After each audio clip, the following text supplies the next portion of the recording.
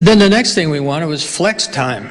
You know, we wanted to be able to take off a month or two and go on an expedition and do that, you know, 2-3 times a year or more. So that's the name of the book. You know, that's where I got the name for the book, because we've had a company policy that, you know, one of the lessons of surfing or powder skiing or any of those kind of sports is that you don't go surfing next Tuesday at 2 o'clock, because you may show up there and it's flat or blown out and you're a loser.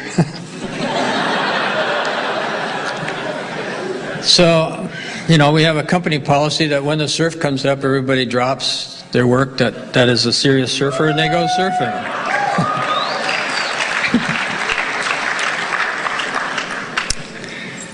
You just got to be careful you don't have 100% of your employees surfers. So, you know, that means you got to hire very responsible people and then let them get their work done whenever they feel like, you know. As long as it doesn't impact other people and the work gets done. I don't care when they work.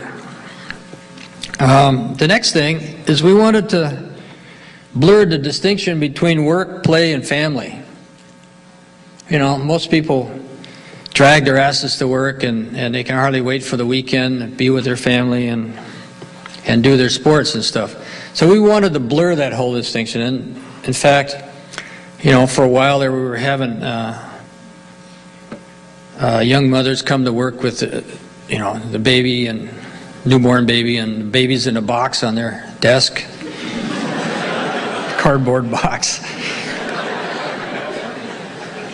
So, you know, we didn't want to leave our family and disappear for 8 hours a day. And plus I've always had a very high percentage of women working at Patagonia. We probably have, I think, 79% or something right now. And they're in high-level positions and didn't want to lose them when they got pregnant. So, you know, my wife started a child care center, on-site child care center, which is one of the first ones ever in America.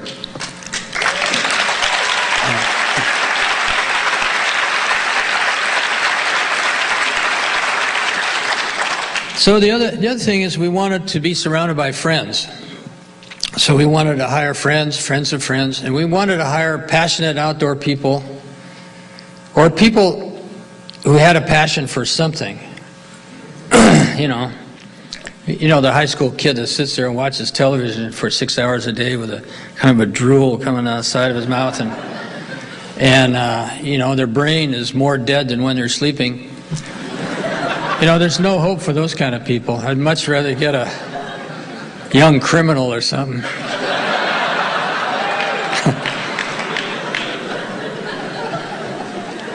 So, yeah, we wanted to be surrounded by friends, and so we wanted to hire these kind of people and then teach them business rather than hire business people and then try to instill a passion for the outdoors.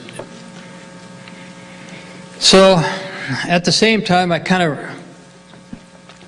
when I came back, I started writing a philosophy of business from those values.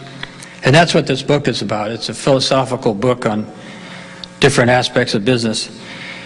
And I read about 50 books on, I woke up one day and I realized, okay, I am a businessman. And it looks like this is going to be my life's work. I better figure out what I'm doing. So I went out and read about 50 books on business. A lot of books on Japanese management style, which is totally different than the U.S. I figured they had a lot to teach us. Scandinavian style of management, I mean, all kinds of stuff.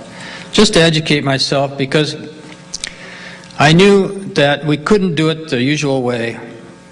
And that, plus, for me, the only enjoyable part of business, or the most enjoyable part of the business, since I'm kind of a contrarian, is breaking the rules and then making it work. I mean, that's why it's taken me 15 years to write this book, because I didn't want to write a book and then go out of business, go bankrupt right away.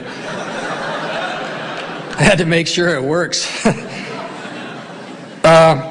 And so then I took 15 people at a time, and we spent a week or 5 days going to different areas up in the hills and the Los Padres and stuff, and doing the same thing. Instead of talking about our values, we started talking about a philosophy of business.